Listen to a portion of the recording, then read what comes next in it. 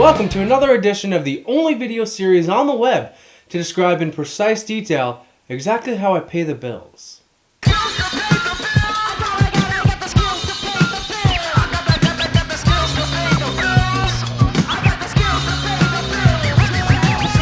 Since the internet seems to be totally devoid on the topic, I'd like to take a moment now to talk to you about Star Wars. Like most children growing up, I became an adult. But on my way, I developed an affinity for a certain rogue captain. In fact, I refused to go to sleep when I was a child unless my face was resting comfortably on Harrison Ford's handsome face. Fans of the series will undoubtedly remember our first introduction to Han Solo. Ben and Luke are looking to book passage to Alderaan, and they stop off in a Mos Eisley cantina where we first meet Han and his 7-foot-tall dog ape who communicates in shouting. Before even haggling about the price, Ben has the gall to ask Han Solo if his ship, the Millennium Falcon, is any fast. To which Han retorts, "Fast ship? You've never heard of the Millennium Falcon? Should I have? It's a ship that made the Kessel Run in less than 12 parsecs. Now, nerds will argue a parsec is a unit of length used to measure large distances to objects outside our solar system. 1 parsec is the distance at which one astronomical unit subtends an angle of 1 parsec. Basically, a parsec is actually a unit of distance, not time, as Han used it. Now, bigger nerds will say, the Kessel Run was a hyperspace route used by smugglers and unscrupulous freighter captains to move spice from the spice mines of Kessel at the behest of the Pike Syndicate, who relied on the foolhardy Kessel. Who gives a shit?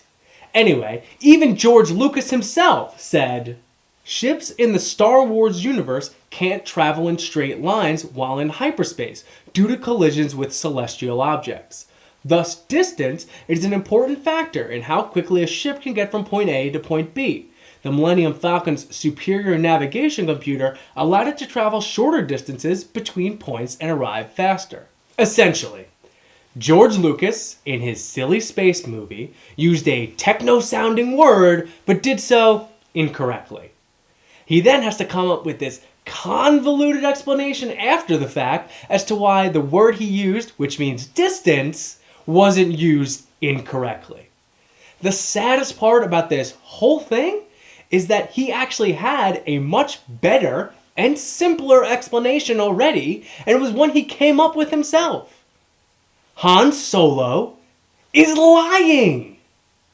Han Solo is a smuggler, a scoundrel, a nerf herder of scruffy looks. Who's scruffy looking? His job is dangerous, and he works for, and owes a great deal of money to, giant slug Vito Corleone. Suddenly, he's offered a cushy gig transferring a teenager and an old man to Alderaan, which happens to pay enough money for him to get completely out of debt? This is the best day ever! He even says to Chewie, 17,000. Those guys must really be desperate. This could really save my neck. Get back to the ship and get her ready. He thinks he's dealing with a couple of rubes.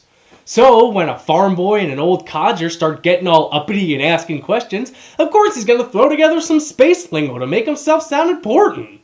Ben is an old coot dressed in his pajamas, and Luke's never been on Tatooine.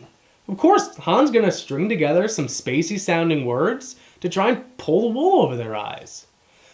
Just look at their faces when Han starts talking about the Kessel Run. The Kessel Run in less than 12 parsecs. Total blank stares. That's exactly what Han was going for. A man throws together some nonsense science words in hopes to fool an audience he deems doesn't know any better. Wonder why George wouldn't want to bring attention to that. What do I know? What are you shooting, Kevin?